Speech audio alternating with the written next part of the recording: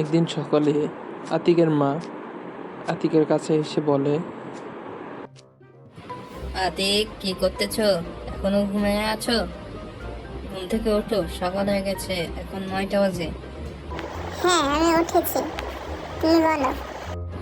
যাও বাজার থেকে কিছু সবজি নিয়ে আসো, বাসায় কোনো সবজি নাই।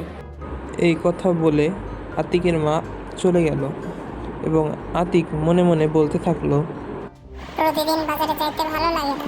আজকে যদি আমার বাজারটা কেউ এনে দিত। আরে, এটা কি বললো? দেখি তো এটা ওঠে। আরে, কি জিনিস এটা? হাত থেকে পড়ে গেল।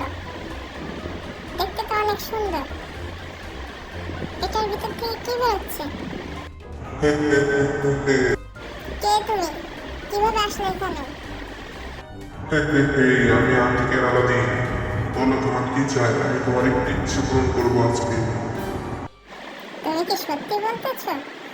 তাহলে আজকে আমার আম্মু আমার বাজার থেকে সবজি আনতে বলেছে। তুমি আমার একটি সবজি এনে দাও তো। ঠিক আছে আতিক, তুমি ঠিক যেমনটা চেয়েছো তেমনটা হবে। আমি এখনই তোমার এক ঝুড়ি সবজি এনে দেবো।